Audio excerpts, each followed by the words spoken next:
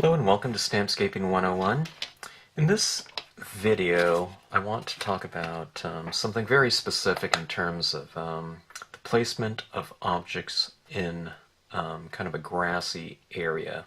Or I guess you can say maybe tall grass. I'm going to stamp just some different compositions here. And I'll use a couple different types of grass. This one right here is called grass texture. Okay, and I feel that it's a grass that can be somewhat close to the viewer's eye, in theory, or visually, and it kind of establishes that this grass is not some kind of like a, putting green, high grass, but kind of a thicker, wild grass, maybe out in nature, not something that's being mowed or anything of that sort. This is the Sedge filler stamp. Okay, and we'll just build up some additional distance here with the use of this.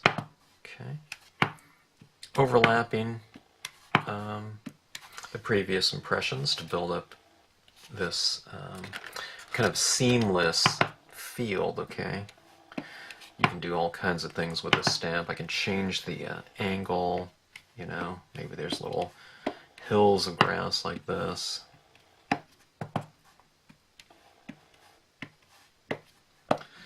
So on and so forth. Okay, now I'm not doing these foundations here for the purpose of making a complete scene here, but it's just to talk about this one point as far as placement, object placement. Okay, all right, so we have these going right here. Let me see if I have room. Okay, this is a cabin stamp. Okay, now a lot of the structures on my designs, what you'll notice is there's a little bit, let me see if I get this to focus in, you'll notice there's a bit of grass on the bottom like that, and often out to the sides. I mean, I do have some some stamp images that are just the structure itself, kind of isolated, but I tend to kind of design these things with a little bit of a edge to them, where it kind of tapers off, in terms of trees in the background or grass in the foreground and on the sides.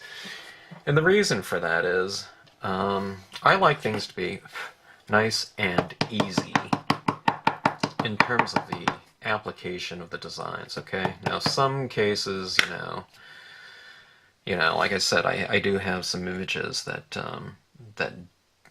don't have that perimeter,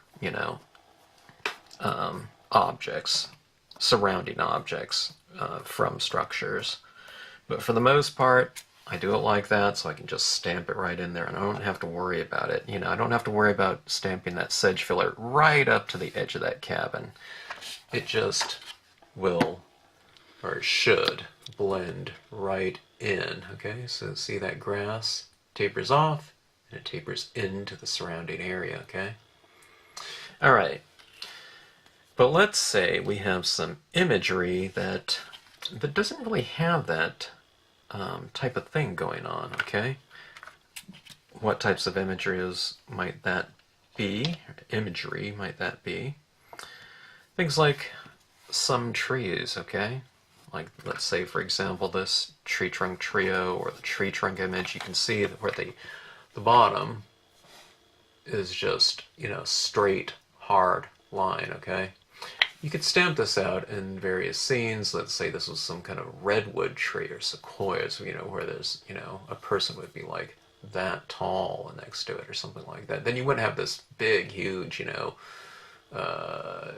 6 foot high grass around this or something like that. Okay, and that's the same thing going with this one. It could be a bare kind of forest floor where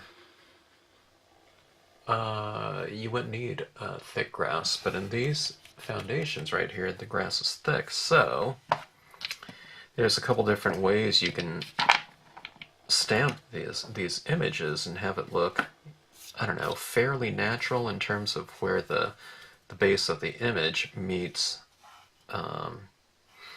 that grassy texture. Okay, I'm going to ink this up just like as I normally would. And then I might do it in browns or something like that and bring some other inks in here, but or different colors. But I'm going to just stamp it out in black here, just for the sake of making this point. Okay. All right. Now in here, I'm going to mask off with, you know, a jagged edge of a torn paper towel, and I'm going to stamp these trees in the grass here. I tell you what, I'm going to do it both ways. All right.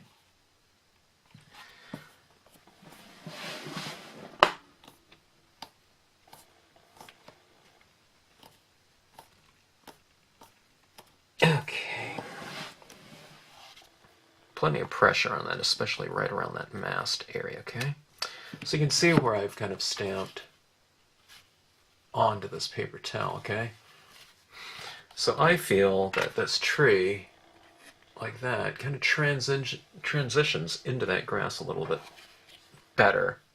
I don't like it entirely. That's why a lot of times what I do is I'll do something like that, and then I'll establish some additional surrounding foliage in the form of some grass or something like that. Like that. And I think that's a nice transition right there with some additional reeds or just some taller grass. I mean, I would do this with color as well. You know, in the inking process, you would kind of create a little bit more of a shadow there, but I think that transitions into that nicely. Now let's do it. I said I was going to do it both ways, okay? Now let me show you what it looks like if I just kind of ink up the whole thing. All right, straight line base and all, okay? And if I just kind of put this in here, let's put it right there. I'll show you what that looks like. Now, there's another way you can do it. Instead of masking, I could have also just taken a dry paper towel and wiped off the base of this tree a little bit, so it kind of transitions into the grays, lighter grays, into the grass. And that would have created a little bit more of a transition too, okay? So you can mask or kind of blot off the bottom, okay? Okay, so there is the two different looks here, okay? I mean, this doesn't look horrible, but it is kind of abrupt. Now, I can soften it up a little bit more with the use of some of those reeds. Well, let me just do that. And I can show you what I mean, okay? So I can put some of this down here at the base, like so.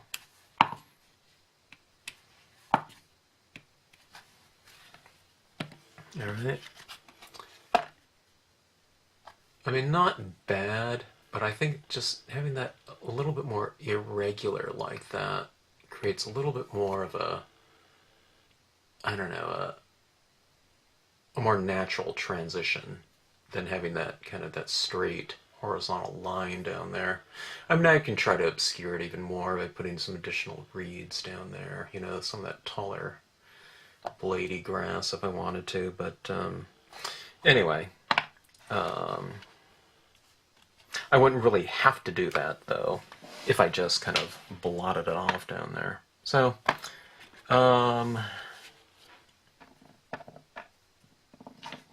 let's look at animals especially, okay? Or this horse. Let's look at this minute. Okay, now you're gonna have to forgive my perspective. I'm gonna use all of these in here, okay? And a couple different times so you can see what it'll look like, okay? Okay, now this one especially, okay, it's standing and there's this shadow designed into the stamp. Now, in this instant, that would be more if it's standing on kind of some dirt ground or something a little bit more flat, okay? So I'm taking off quite a bit of ink off the bottom of this image, okay, I really mopped it off down there. And I went a little bit into its legs, alright? And let's go ahead and stamp this out in here somewhere. Now, this is more of a silhouette type of animal, so I don't need to mask anything off, of course. You know, it's not an outline, okay? So you see where that animal's now standing in the grass, okay, right? Because I don't have his feet in it. Now let's do it with. It kind of pains me to do it because I would never do that, but for the sake of this demonstration, okay? It looks like it's floating a little. I mean, it doesn't look as horrific as I thought it would, but it does look like it's floating to me a little bit on the top surface of that grass rather than that one. I think it's a little more integrated into that texture and environment. Let's look at it again here. Well, I don't know. On this one, it might not matter because he's so far in the distance. You know, this looks like a really small, you know, figure. I'll mop off the bottom a little bit. Okay. Let's look at it with. Maybe he's so far in the distance it doesn't matter. Yeah, a little bit of that line there. I don't think I like that line. I think I like this better. Okay. And let's take a look at this doe. This doe does not come with a built-in shadow, okay? But let's look at it with feet and all, okay? Now that really doesn't look good to me. Remember, this isn't supposed to be some scene or anything like that. I wouldn't do that. Like that. But I've mopped off a good portion of the feet right here, okay? I don't know if you can see it where I've kind of taken off some of that ink. And let's put it in there again. Sans feet colored, okay? So without the feet, with the feet. I mean, I could have taken off more and it would look like it's standing in, you know, I don't know, 8 inches of grass or something like that. But, you can see the difference there. I think that makes for a better transition into that grassy area, that grassy texture. Okay, so just a little bit of a wipe, with a paper towel maybe. You can also mask off, kind of with a ripped paper towel, masking, you know, have kind of a little bit more of a jagged edge. You don't want something like this, you know, straight edge, so just tear like that. Then you have more of a kind of a natural, grassy texture, maybe, or shape, you know, as it transitions in here. So just doing little things like that can really improve. It's like a little tweak, you know, to your technique, and it doesn't take very much to do. Of course, you know, just taking off a little bit of ink. It just means stamping less, right? For the purpose of, you might say, integration, okay? Well, he's really standing in some thick grass. I really took it off quite a bit, okay? Let's take a look at this little tree duo stamp right here. Okay, let's add in some pine trees, you know, this area. Taking off the bottom of it.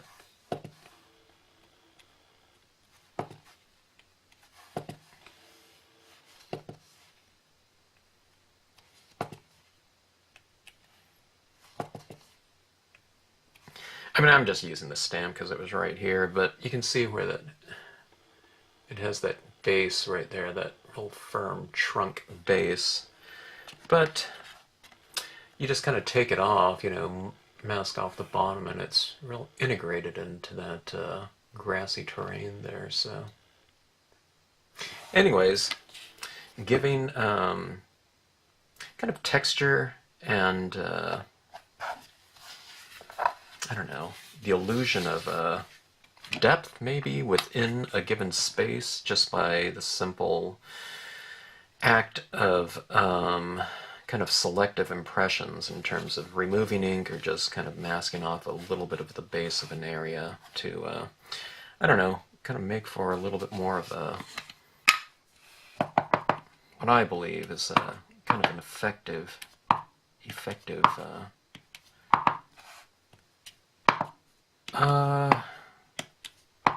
use of an image within a given space. I don't know if that made sense, but anyways, there you have it.